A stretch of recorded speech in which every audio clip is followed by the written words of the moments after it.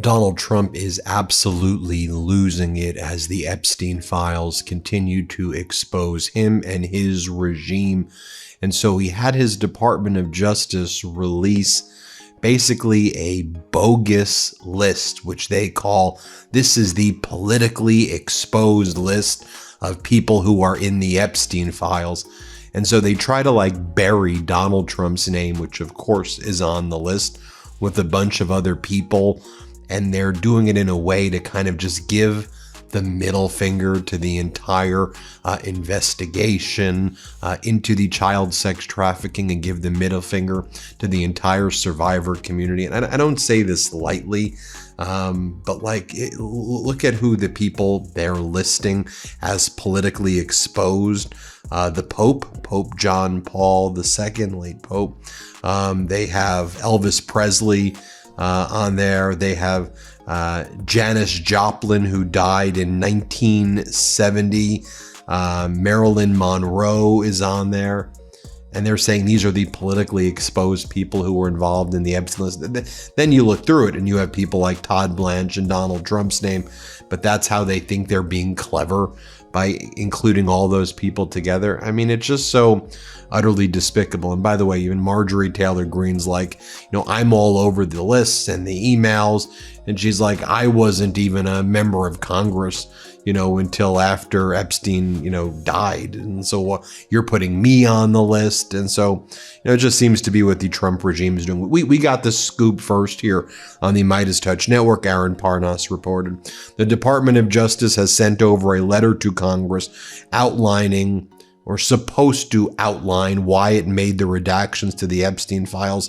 It's a 6-page letter that then includes the list of politically exposed persons, and it's Elvis, Pope John Paul II, Marilyn Monroe, Janis Joplin, people like that. As Democratic Congress member Ro Khanna writes, the DOJ is once again purposefully muddying the waters on who was a predator and who was mentioned in an email. To have Janis Joplin, who died when Epstein was 17, in the same list as Larry Nassar, who went to prison for the sexual abuse of hundreds of young women and child pornography, with no clarification of how either was mentioned in the files, is absurd. Release the whole files, stop protecting predators, redact only the survivor's name, and produce what's called a privilege log. Yes, it's going to be very difficult for you to make a privilege log. It isn't easy. Back in the day when I was a litigator, I would do it on all of my cases. It's a spreadsheet. It may be thousands of pages, tens of thousands of pages, or hundreds of thousands of pages, where you go through each. This is what you're supposed to do in every case. You list the document number. We call it a Bates number. Those are those numbers on the bottom right of the document. And if you're withholding any information, you then on the spreadsheet assert what privilege or claim you're making for purposes of withholding that document. And then you give a little bit of a description of why you're withholding the document. Obviously, your description can't be too specific if you're rightfully withholding it on the basis of a privilege, but you're supposed to give a little description. And then if someone wants to challenge it, they look at your privilege log, they bring it to a court, and then they're able to challenge it. But here, the Trump DOJ is also claiming no judges can enforce the Epstein Transparency Act, so they are the only people who can enforce it. You have Marjorie Taylor Greene going on more right-wing podcasts. I mean, she's furious about what's taking place, and she said, look, I want everybody to know that the person who's fighting the release and who has fought the release of the Epstein files the hardest, she says, is Donald Trump. She's like, you may not want to hear that, because she's on a right-wing podcast. She goes, that's the truth. It's coming from Trump. That's who wants to block this. And I think it's obvious why. Listen to what Marjorie Taylor Greene has to say in her own words. Here, play this clip. Pam Bondi, she serves at the pleasure of the president and his administration, and those there are telling her, here's who you can prosecute. No, don't do this. I mean, they told her that the Epstein files, that fight to release the Epstein files came directly from President Trump. And I know a lot of people have a hard time with that, but that is the truth. He fought the hardest to stop these files from being released. And the only reason that he signed our bill that we passed in the House was because he had to.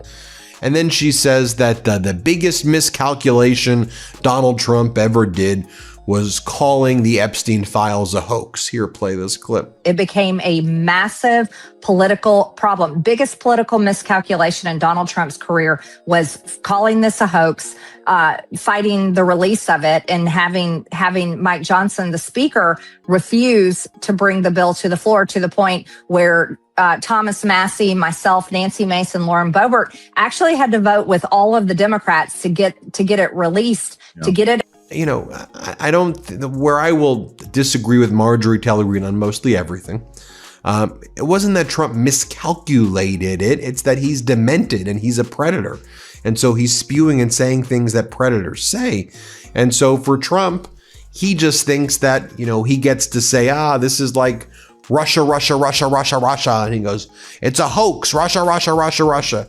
And it's like all of the things that Donald Trump claims are hoaxes are not hoaxes. Okay. They're the reality, Marjorie Taylor Greene. I hate to, you know, remember the movie at the end, Sixth Sense, where it's like, I see dead people, because, you know, he's dead the whole time. Sorry if I ruined the ending for everybody.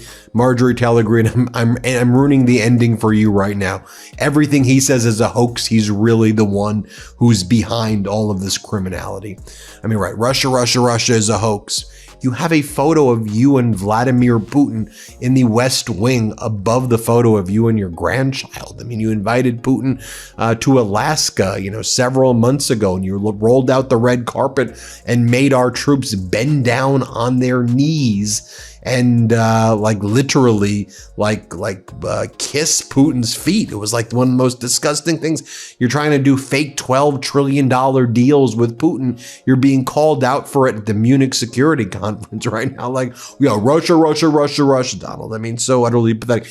During the E. Jean Carroll case, where Donald Trump was found liable for sexual assault by a federal jury, you had Roberta Kaplan, the lawyer. She cross-examined Donald Trump, and then Donald Trump at the end of the deposition said, see you on Tuesday or something. He spelled out the horrific C word to refer to the female lawyer.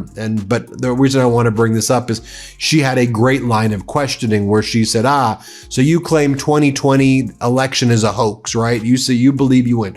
That's a hoax. You claim that when you were accused of sexually assaulting my client, E. Jean Carroll, that's a hoax, right? He goes, that's a hoax. So you claim that Russia collusion is a hoax, right? You claim all these things are hoaxes, right? It was a very strong line of questioning. I'll just show you to right-wing podcaster Tim Dillon. Here's what he had to say the other day about Pam Bondi. Let's play it. Pam Bondi, you got to remember, Pam Bondi is from Florida. She was, I believe, the Attorney General of the state of Florida. She's way in over her head. I feel bad for her. She's like a real housewife. She's not supposed to be doing this.